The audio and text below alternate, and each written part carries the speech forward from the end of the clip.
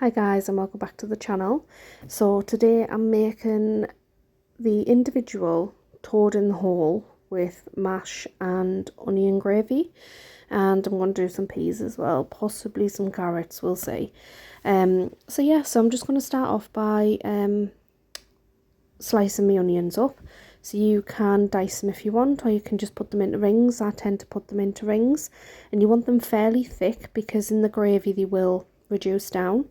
So I'm putting 3 onions in the gravy, and then I fry onions off and put them on as well. Mainly because, as I say, some of the onion will sort of disintegrate down into the gravy. So you might not get as many onions, so I always fry one off. So this is me just cutting them into rings, just fairly thickish, ready to pop in the pan and fry them off.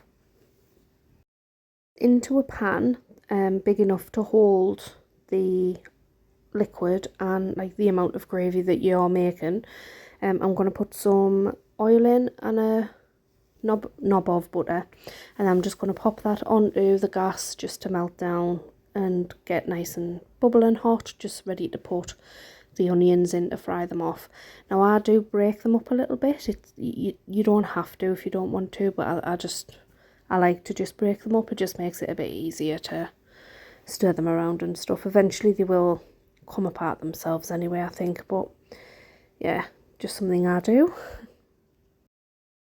So we're going to give them a good mix around just until they soften.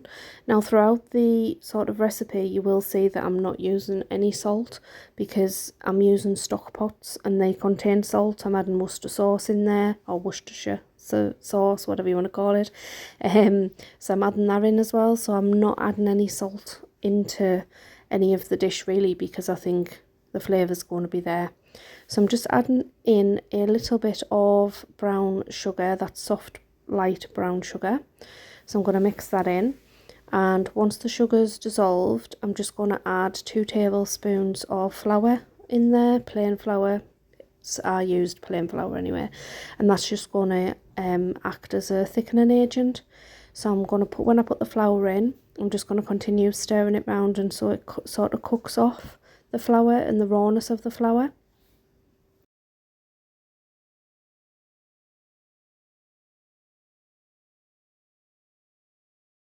So in next I'm going to put my stock pot in. So this is a vegetable one. If anybody knows me, I struggle every single time, not only to open them but to get the bloody stock out. It goes either all over the place or doesn't come out at all. So I'm using 1 vegetable, 1 beef.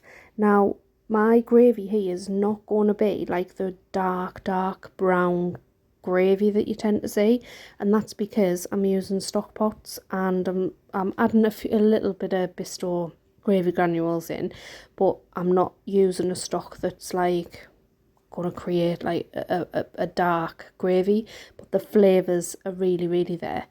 So I've just added a little bit of water in there just to stop everything burning really. And there's me beef stock pot. No, I think I'm putting the vegetable one in again. Yeah, so there's the beef one, and that'll go in.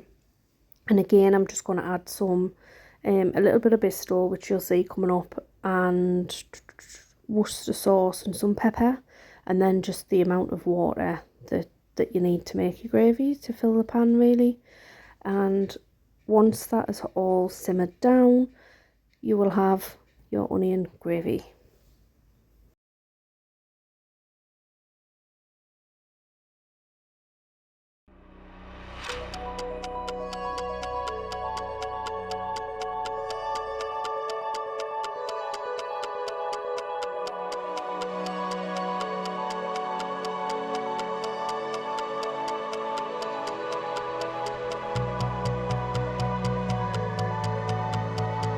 We have it, there's our onion gravy.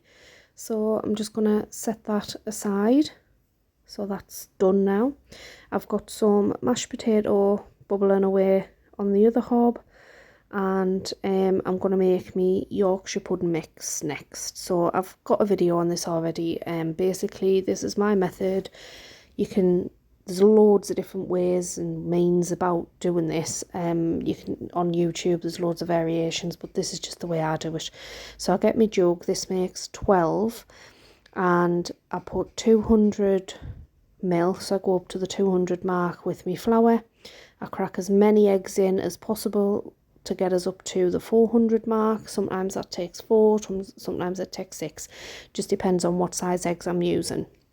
So these eggs are either what my dad's chickens are laying at the moment, so they are quite small because they're new chickens. So yeah, I need 6 eggs and to get us up to the 400 mark, and then what I do after that is I add another 200 ml of milk to get us up to the 600 mark.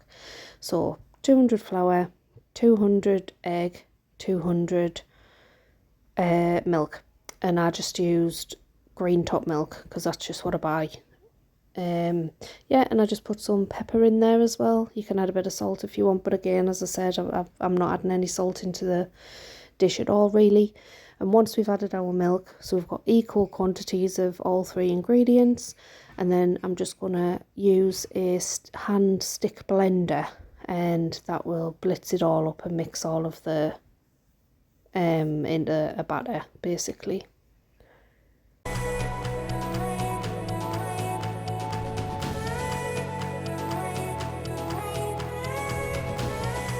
So that's the mashed potato that I've done, and that has got some butter and a little bit of milk in there, and I'm going to put some black pepper in and give it a stir around, and that will be our mashed potato done. So this is my Yorkshire pudding tin. It's not rotten, it's not dirty, it's seasoned. My kitchen's clean, my home is clean, so it's fine, don't worry about it. So I'm using lard here, and yeah, if you want to do like a vegetarian sort of style of this, obviously don't use lard because that's come from pork or pig.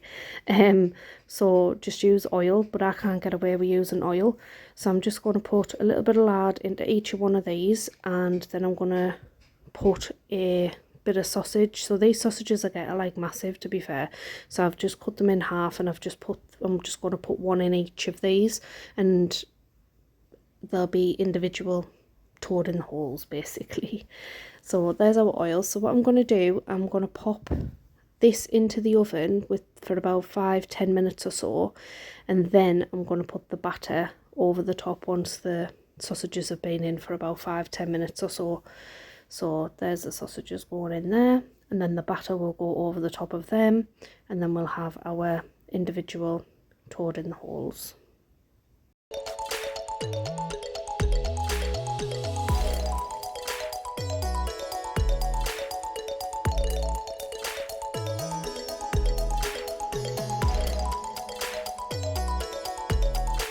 And that's our toad in the holes out of the oven. Now my Yorkshire puddings have not risen as much as what they normally do. That could be because the sausages are in there, I'm not 100% sure, but they're still going to be as equally tasty. So let's get plated up.